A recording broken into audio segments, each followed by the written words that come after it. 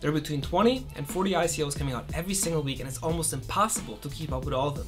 So that's why we from ICO Insider want to help you out, and today we're going to talk about the top 5 ICOs to keep an eye on. Also, if you're interested in ICOs and blockchains in general, consider subscribing to the channel, because every Thursday we have our Tactic Thursdays where we give you basic, specific and expert knowledge on ICOs. So the first company that caught my attention was Firmo, and one of the reasons the industry they're operating in, basically a $1 trillion derivatives industry, including futures and options as well. Just for comparison, to show you how big this is, the whole cryptocurrency market at the moment is $400 billion big.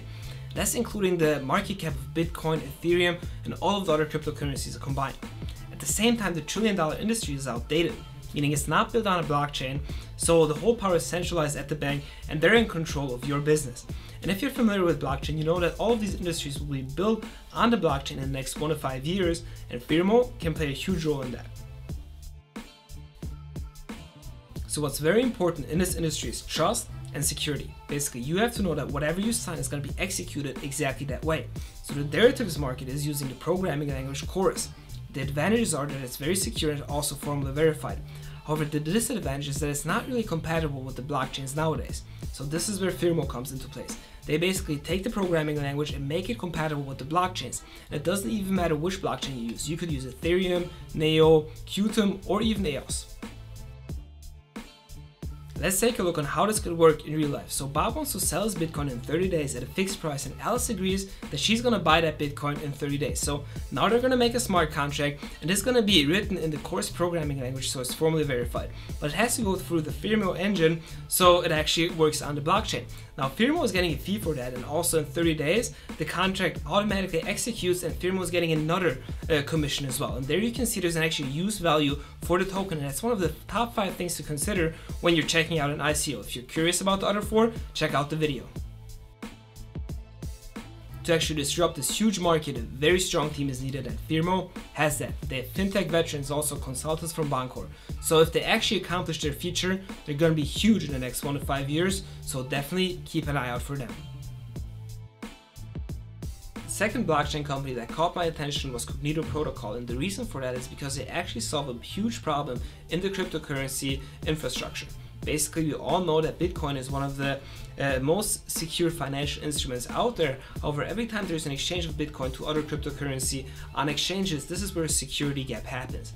And through that, over $9 billion were lost through technical and through human error. How many times have you checked if the website you're on is a phishing website, if the smart contract you wrote is bug-free? Also, you consider all the people who send cryptocurrencies to wrong addresses. Those are all money that is being lost every single year. You can compare the blockchain infrastructure to the e-commerce infrastructure 20 years ago before SSL came out. And SSL made it possible for us to check if the website we're on is safe and secure. And this is the same thing that Cognito Protocol is trying to do to the blockchain infrastructure. And that Cognito Protocol can be put on any wallet, so it's safer and more convenient. Another interesting aspect of Cognito Protocol is the team as well. The CEO of Cognito Protocol was the former CEO of Binando. They did more than 100 million in e-commerce sales and also had the largest Chrome shopping app in the world. They got hacked, however, and the hacker is also now a part of the Cognito Protocol team. So they have both aspects, and they're going to make sure that your wallet is secure. The next ICO I want to introduce to you guys is CODI. It's an abbreviation. It means currency of the internet. And the first time I looked at it, I was like, wow, they're going to have a lot of competition, because if you look at Bitcoin, Litecoin, Monero, Dash, Zcash, there's so many of them which are cryptocurrencies used for payments. But what they want to do is they want to combine the digital cryptocurrencies and the status quo and put a new standard out there. So let's take a look on how CODI is combining the advantages of the status quo, so digital currencies and card networks as well. Scalability is a huge topic of conversation in the cryptocurrency infrastructure, because a lot of cryptocurrencies just have 20 transactions per second. If you think about Bitcoin with 10-minute confirmation time, that's a lot.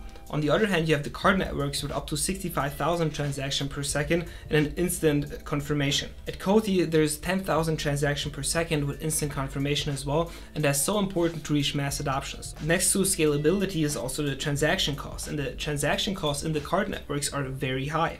Just ask a merchant how much he has to pay in credit card fees when somebody buys something in his store with a credit card. In digital currencies, they're typically low, but Bitcoin can also get up quite high. But when you look at Cody, it's zero to low cost. The next big point is the buyer-seller connection. If you look at the card networks, for example, PayPal, the consumer, he can take back the transaction up to 6 months. That's obviously very bad for the merchant. In digital currencies, however, there are none. So Cody developed a trust model which is based on behavioral scoring characteristics, and when there are disputes, there are mediators who are trying to solve the problem.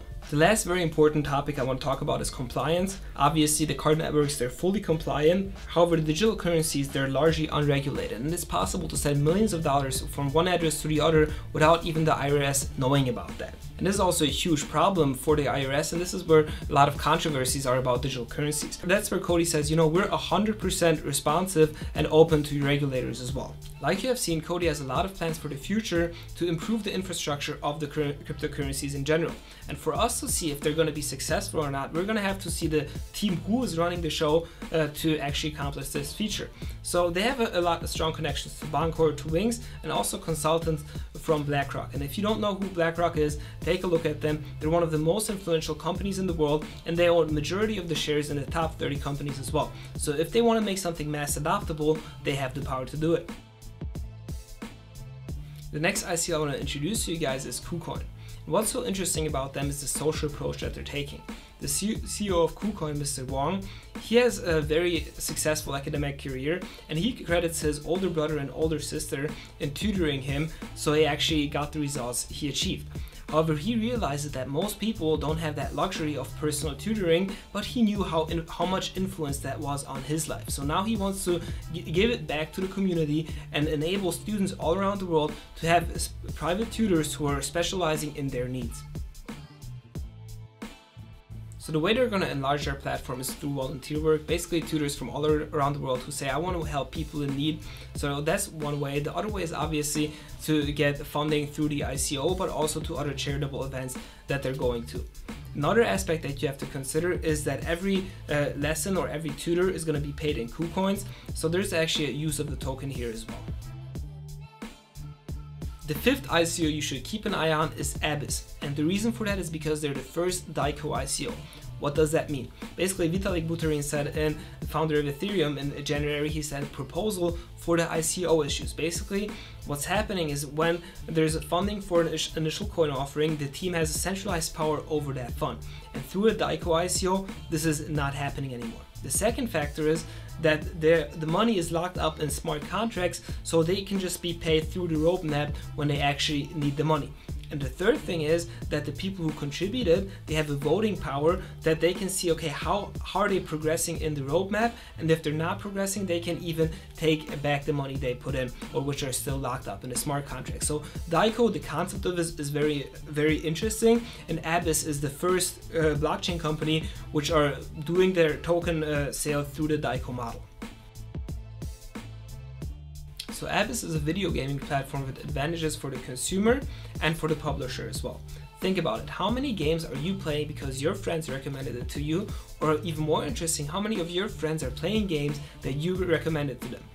Think about Clash of Clans, for example. This was a huge deal, and so many people did a lot of in-game purchases as well.